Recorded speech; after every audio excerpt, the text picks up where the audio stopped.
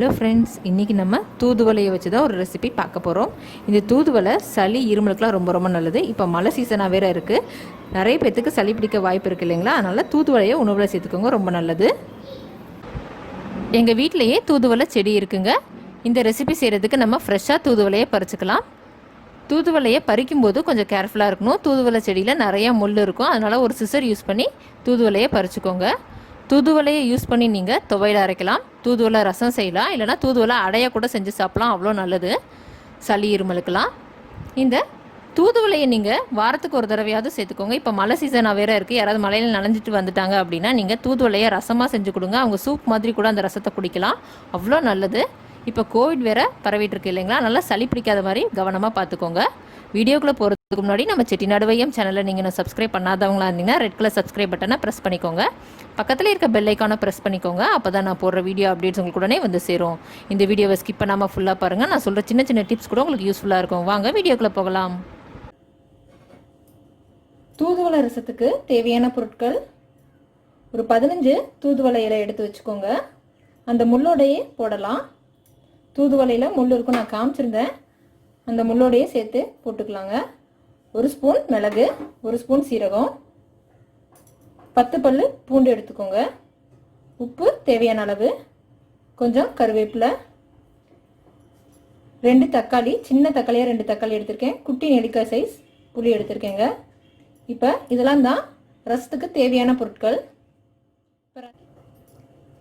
இப்போ இந்த ரசத்துக்கு எடுத்து வச்சிருக்க பொருட்கள் எல்லாத்தையுமே மிக்சி ஜாரில் மாற்றிட்டு அரைச்சிட்டு வந்துடலாங்க. எல்லாமே சேர்த்துடலாம். புளி முதற்கொண்டு மிக்சி ஜார்லேயே சேர்த்து அரைச்சிடலாம். அதுக்கப்புறமா ரசத்துக்கு என்ன செய்யலான்றதை பார்க்கலாம். வச்சிருக்க அந்த தூதுவளை இலையும் சேர்த்துக்கலாம். இந்த ரசம் ரொம்ப ரொம்ப நல்லதுங்க சளிக்கு இருமலுக்கெல்லாம். கண்டிப்பாக ட்ரை பண்ணி பாருங்கள். ரொம்ப சிம்பிள். யார் வேணாலும் இந்த ரசத்தை ட்ரை பண்ணலாம். எல்லாமே நம்ம மிக்சியில் அரைச்சி தான் செய்ய போகிறோம். இந்த ரசம் ரொம்ப டேஸ்டியாக இருக்கும். இப்போ எல்லாத்தையுமே சேர்த்தாச்சு. இப்போ இதை அரைச்சிக்கலாம். இப்போ அரைச்சாச்சுங்க, எடுத்து வச்சிருந்தது எல்லாத்தையும். இப்போ இதை வேற ஒரு பவுலுக்கு ட்ரான்ஸ்ஃபர் பண்ணிடலாம். இப்போ ரசம் வைக்கிற பாத்திரத்தில் அரைச்ச பேஸ்ட்டை மாற்றியாச்சு. இப்போ இந்த ரசத்துக்கு தேவையான அளவு தண்ணி சேர்த்துக்கலாம். அரிசி கழுவுன தண்ணி இருந்ததுன்னா அதை சேர்த்துக்கோங்க. அரிசி கழுவுன தண்ணி இல்லைன்னா சாதா தண்ணி கூட நீங்கள் சேர்த்துக்கலாம். இப்போ இதுக்கு நான் அரிசி கழுவுன தண்ணி எடுத்து வச்சுருக்கேங்க. அந்த தண்ணியை சேர்த்துக்கலாம். மிக்சியை கழுவிட்டு கூட நீங்கள் தண்ணி சேர்த்துக்கலாங்க. ஏன்னா அந்த தூதுவளையில் அவ்வளோ சத்து இருக்குது. மிக்சி கழுவுன தண்ணியெலாம் வேஸ்ட் பண்ண வேண்டாம். மிக்சியை கூட கழுவிட்டு அந்த தண்ணியும் நீங்கள் இந்த ரசத்துக்கு சேர்த்துக்கலாம். தேவையான அளவு தண்ணி சேர்த்துக்கலாம்.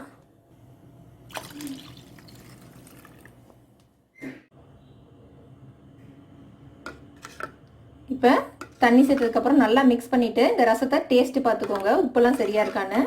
உப்புலாம் சரியாக இருந்தது அப்படின்னா ரசம் ரெடியாக இருக்குது. இப்போ இந்த ரசத்தை தாளிச்சிட்டோம்னா தூதுவளை ரசம் ரெடி. இந்த ரசம் ரொம்ப ரொம்ப ஈஸியாக சிம்பிளாக யார் வேணாலும் ட்ரை பண்ணால் நான் சொல்கிற மெத்தடில் நான் சொல்கிற அளவை ஃபாலோ பண்ணிங்கன்னா ரசம் ரொம்ப டேஸ்டியாக இருக்குங்க. இப்போ ரசத்தை தாளிச்சிடலாம். இப்போ ரசத்தை தாளிக்கிறதுக்கு ஒரு பாத்திரத்தை அடுப்பில் வச்சுக்கலாம். கொஞ்சமாக எண்ணெய் சேர்த்துக்கோங்க. 1 டீஸ்பூன் சமையல் எண்ணெய் சேர்த்துக்கோங்க தாளிக்கிறதுக்கு. எண்ணெய் நல்லா காஞ்சிருக்கும். இப்போ நம்ம ஒரு 1/4 டீஸ்பூன் வெந்தயம் சேர்த்துக்கலாம்.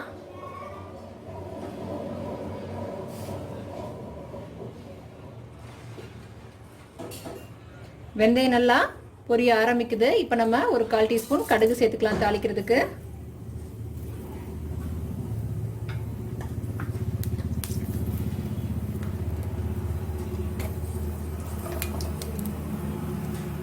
கடுகு நல்லா பொரிய ஆரம்பிக்குதுங்க. இப்போ ஒரு 1/4 டீஸ்பூன் சீரகம் சேர்த்துக்கலாம்.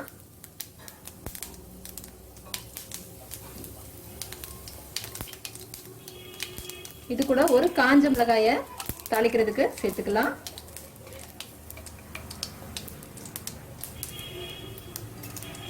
கொஞ்சமா பெருங்காயத்தூள்.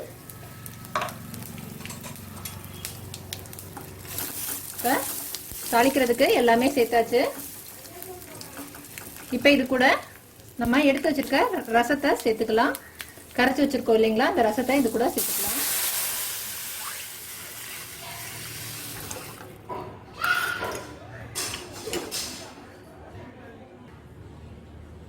இப்போ இது கூட ஒரு 1/4 டீஸ்பூன் மஞ்சத்தூள் சேர்த்துக்கலாம். அவ்வளோதாங்க. இந்த ரசம் இப்போ கொதி வரணும். மீடியம் ஃப்ளேமில் வச்சு நல்லா கொதிக்கட்டும். அதுக்கப்புறமா வந்து ஆஃப் பண்ணிக்கலாம். இந்த ரசம் நல்லா கொதிக்கணுங்க.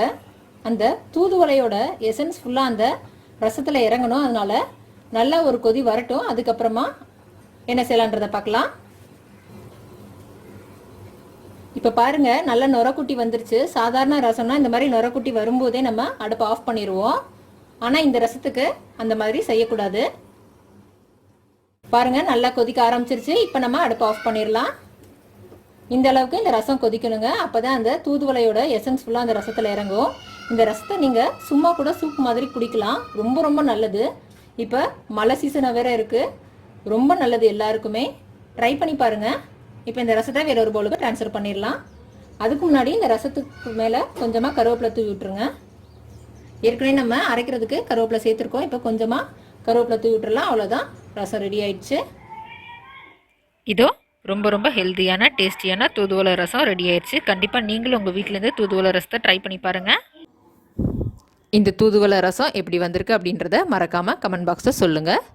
இந்த தூதுவளை ரசத்தை நீங்கள் சாயந்தர நேரத்தில் குழந்தைங்க பெரியவங்களுக்கு ஸ்நாக்ஸ் கொடுக்கறதுக்கு பதிலாக இந்த தூதுவளை ரசத்தை கொடுத்தீங்க அப்படின்னா சூப் மாதிரி ரொம்ப ஆசையாக சாப்பிடுவாங்க.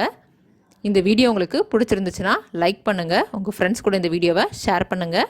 மறக்காமல் செட்டிநாடு வையம் சேனலை சப்ஸ்கிரைப் பண்ணுங்கள். இன்னொரு இன்ட்ரெஸ்டிங்கான வீடியோவில் சந்திப்போம். தேங்க்யூ.